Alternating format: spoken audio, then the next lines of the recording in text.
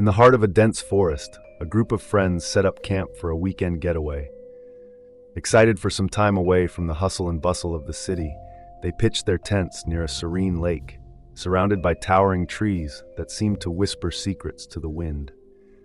As the sun dipped below the horizon, the friends gathered around a crackling campfire, roasting marshmallows and swapping stories. Laughter filled the air, and the warmth of friendship eased away any lingering worries. But as the night grew darker, a chill crept into the air and unease settled over the group. Strange noises echoed through the woods, causing them to glance nervously into the shadows. "I thought I heard something," whispered Sarah, her voice trembling. "It's just the wind," reassured Mike, though his own nerves betrayed him. They tried to shake off their fear, but an eerie sensation lingered, like they were being watched by unseen eyes. Suddenly, a blood-curdling scream pierced the stillness of the night, sending shivers down their spines.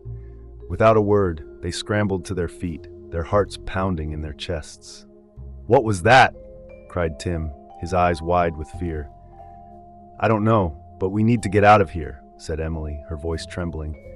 They grabbed their belongings and fled into the darkness, their footsteps crunching on the forest floor as they raced through the trees. But no matter how fast they ran, they couldn't shake the feeling of dread that followed them like a shadow.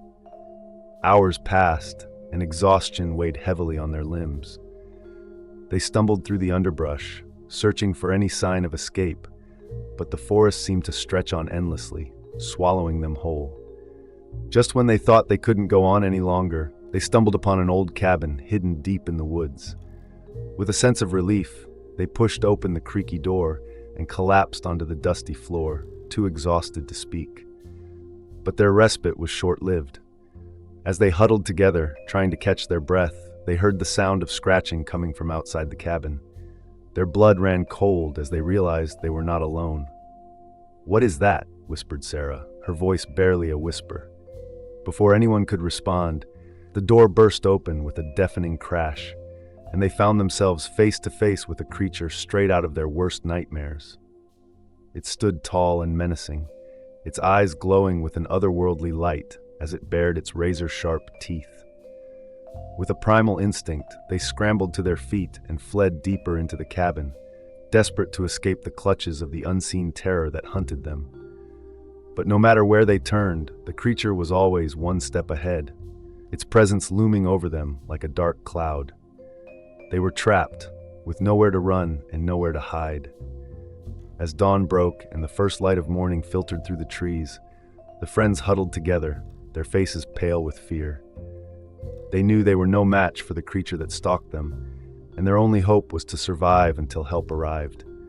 But as the day dragged on and their strength waned, they began to realize that help may never come.